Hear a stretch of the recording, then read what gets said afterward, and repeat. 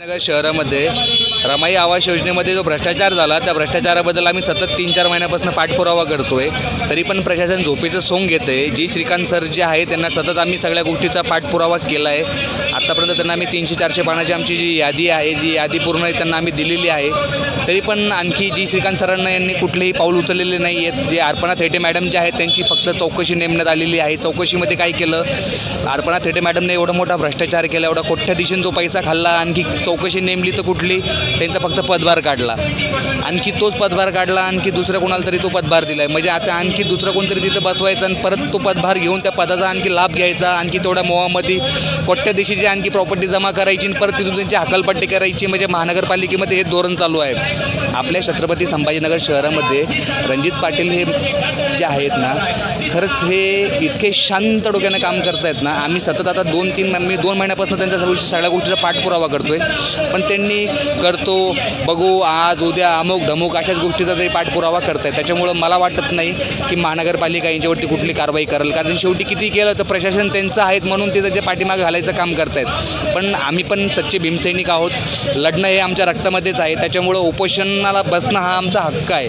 त्या संदर्भामध्ये आजचा दुसरा दिवस आहे। जर कधी श्रीकांत सरांनी जर कधी आमच्या पाठपुराव्याकडे जर कधी लक्ष नाही दिलं, आणखी आमच्या मागण्या जर कधी नाही केला, तर आमचं उपोषण आणखी इथून पुढे तीव्र होत जाईल। माझं नाव विकी भालेराव।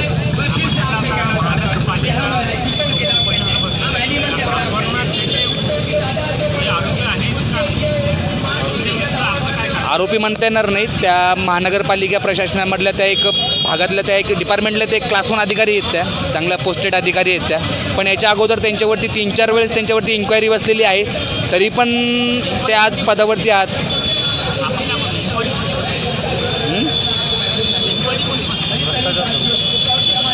जोरात बोला ना, आवाज येतो। अर्पणा थेटे मॅडमवरती याच्या अगोदर ईडीच्या 1-2 चौकशा बसलेल्या आहेत। चौकशा चालू असतानासुद्धा ते सगळं फेरफार झालेलं असतानासुद्धा आज मॅडमवरती पदावरती आहात कशा, मला तेच कळत नाही आहे। म्हणजे नेमकी हा काळबोट म्हणा किंवा हे जे चिखल जे आहेत, हा चिखल चालतोय कुठून मला तेच कळत नाही आहे। माझं नाव विकी भालेराव। आमच्या प्रमुख मागण्या आहे, गेल्या आम्ही 3 ते 4 महिन्यापासून आम्ही पाठपुरावा करत आहे।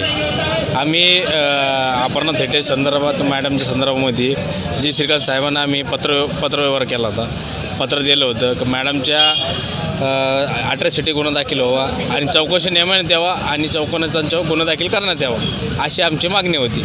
पण आतापर्यंत आम्ही 3-4 महिन्यापासून ते आम्ही पाठपुरावा करतो आहे, वारंवार करतो आहे। एक 10 दिवसाला 15 दिवसाला आम्ही वारंवार चक्र मारतो आहे। रणजित पाटील सर नुसतं आम्हाला बोलत आहेत 15 दिवसाला 8 दिवसाला, तरी पण कोणता पाठपुरावा आमचा थांबला नाही, पण त्यांचा कोणता रिस्पॉन्स आम्हाला आतापर्यंत आला नाही।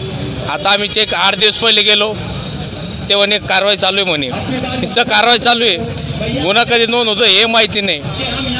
ज्या प्रामाणिक लोकांना लाभ मिळाला तेही मिळत नाही, आणि ज्या लोकांना लाभाची जरूरत नाही आहे, क्लास 1 अधिकारी, क्लास 2 अधिकारी, क्लास 3 अधिकारी, अशा लोकांना तुम्ही लाभ दिलेला आहे। माझं एवढंच बोलणं आहे अर्पणा थेटे मॅडमला, का आपण प्रामाणिक लोकांना आपण न्याय मिळून दिला नाही, आणि ज्या लोकांचे तुम्ही घरं भरलेले 1च्या 2 घरकुल दिलेले, अशा लोकांवर कायदेशीर कारवाई झाली पाहिजे। आणि जी श्रीकांत साहेबांना माझी विनंती आहे का अॅट्रॉसिटी यांच्यावर गुन्हा दाखल झाला पाहिजे आणि यांची चौकशी नेमली पाहिजे।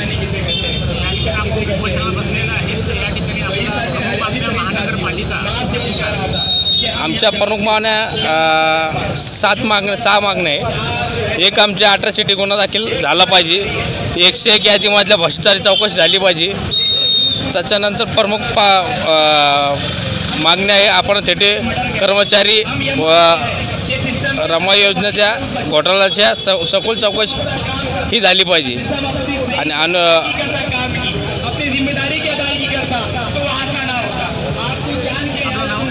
माझं नाव अमोल शेजवळ।